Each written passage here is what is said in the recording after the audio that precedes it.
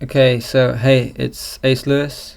I've done an introduction video for ZeroNet, so I'm not going to explain in this video what ZeroNet is. However, I will explain how to use AceZeroProxy, which is like a ZeroNet Meta Proxy.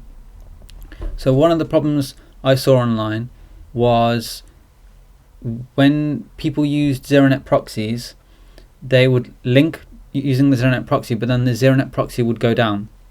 So there are many ZeroNet proxy sites that have gone down, like ZeroNet Class Coder. Like if we just Google that, here we go, ZeroNet Class Coder, and it's still on Google, but I mean this proxy is down and doesn't exist anymore. So this is a problem that ZeroNet, this ZeroNet Meta Proxy addresses. So all you need to do is you go to zero.acelewis.com. Let's say you want to go to ZeroList. You just put zerolist.bit, and then you click use proxy, and then you get taken to a working ZeroNet proxy. So the great thing about this is, let's see if we go back twice. Here we can create a ZeroNet proxy link. So zerolist.bit. If we make a link, we then have a link here that we can share. So if we want to share our ZeroNet site on Reddit or on Twitter or many other services, you may want to link to a ZeroNet proxy for people who haven't yet got ZeroNet installed, or people who are on mobile devices. For example, if they're on Android, you can use a ZeroNet proxy, but you want to know that when you post your link to Reddit or Twitter, where you can't edit it once you've put it up, or you don't want to edit it because it will be time consuming if you've shared many links. This means that all it will do is the people go to this address and it just redirects them to a working ZeroNet proxy. So currently, like it's Corso win. Let's try again. Go to Corso win again. Let's try again. And of course I win again. Alright. So there are currently 3 proxies. I guess it's just a bit unlucky, and we're getting the same one every time. Here we go.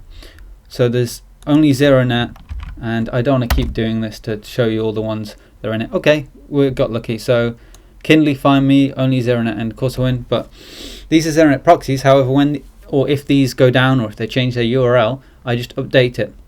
So if you want to see how this works, I'll put the link to the GitHub or my GitHub for AceZeroProxy in the description. It's fairly simple. It's just a static site, because when you go to this site, the link is after a hash. That means that I never know what sites you're visiting.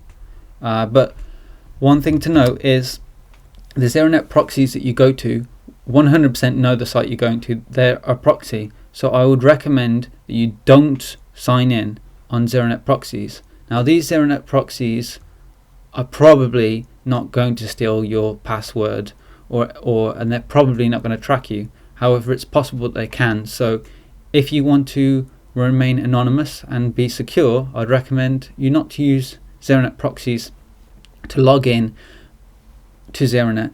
However, if you want to just browse ZeroNet and just view the things on it, they're very safe. So another thing, if you just want to go to ZeroNet, there are some popular ZeroNet sites here. So ZeroMe or Hello ZeroNet's the homepage. So if you want to just go to the homepage, you don't need to remember any ZeroNet sites, you just click there. Okay, so I've shown you how to use AceZeroProxy, which is ZeroNet Meta Proxy. So you need to remember one URL for all your ZeroNet proxies, and if you're sharing a ZeroNet site with somebody or sharing it on a social network such as Reddit, I'd recommend you to use AceZeroProxy. Thanks, I'm AceLewis, and goodbye.